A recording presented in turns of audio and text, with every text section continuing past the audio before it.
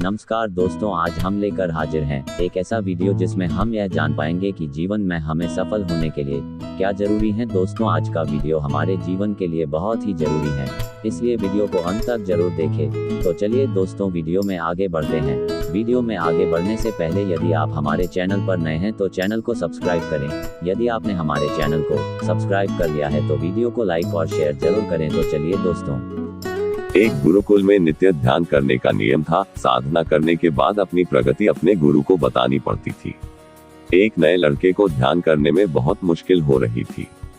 ध्यान के दौरान वह एकाग्र नहीं हो पा रहे थे। इस वजह से वह काफी नाराज था। उसके गुरु ने उससे पूछा, आखिर किस बात से नाराज हो? लड़के ने कहा, मैं जब भी साधना करता हूँ कभी कभी कोई बात करने आ जाता है, कभी कभी कोई बिल्ली या अन्य जानवर आ जाता है। गुरु ने लड़के से कहा कि तुम अपने आसपास की हर चीज पर गुस्सा हो रहे हो, जबकि ध्यान का वास्तविक उद्देश्य गुस्से से बचना है। आपको अपने आसपास के लोगों, जानवरों और चीजों से परेशान हुए बिना ध्यान करने का तरीका खोजना होगा।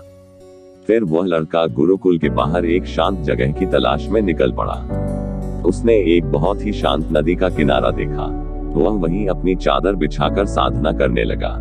जैसे ही उसने अपनी आंखें बंद की, उसे हवा के चलने की आवाज सुनाई दी तो वह नाराज हो गया। फिर जब पेड़ के पत्तों की आवाज आई तो उसे गुस्सा आ गया। जब भी चिड़ियों की आवाज आती तो वह उस पर गुस्सा करने लगता।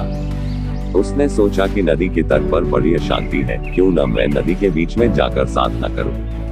वह एक नाव में बैठ गया और नदी के बीच में चला गया और वहां उन्होंने ध्यान करना शुरू कर दिया। नदी के बीच में ध्यान करते हुए लड़का अच्छा महसूस कर रहा था। फिर वह रोज नाव में बैठकर नदी के बीच में जाकर साधना करने लगा।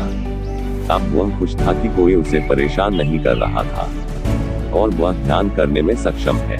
एक दिन नदी में ध्यान करते हुए उसने पानी के छींटे मारने की आवाज सुनी। जब उसने अपनी आंखें खोली तो उसने देखा कि एक बड़ी सी नाव उसकी ओर आ रही है। उसे बहुत गुस्सा आया। वो गुस्से से चिल्लाने लगा, अपनी नाव यहाँ मत लाओ, इसे मोड़ो। लेकिन उस नाव ने लड़के की नाव को टक्कर मार दी। लड़का था लाल पीला, लेकिन जब उसने उस बड़ी नाव में देखा, वहां उसमें कोई नहीं था। तेज हवा के कारण वह नाव वहां आ गई थी और पानी के कारण। इतने में लड़के को फिर से अपने गुरु का प्रश्न याद आ गया, आप वास्तव में किससे नाराज हैं? लड़का समझ गया कि वह लोगों या स्थिति के कारण गुस्सा नहीं हो रहा है, बल्कि यह अपनी ही प्रतिक्रिया पर आ रहा था। इसके बाद लड़का फिर से गुरुकुल के अंदर साधना करने लगा, जहां पहले की तरह शोर शराबा होने लगा। लेकिन वह अब उस शोर को एक खाली नाव की तरह समझने लगा था। इस कहानी से हमें सीख मिलती है कि आपकी मर्जी के बिना कोई भी चीज आपको गुस्सा नहीं दिला सकती। अगर कोई चीज आपको गुस्सा दिलाती है तो उसे एक खाली नाव की तरह ट्रीट करें। धन्यवाद।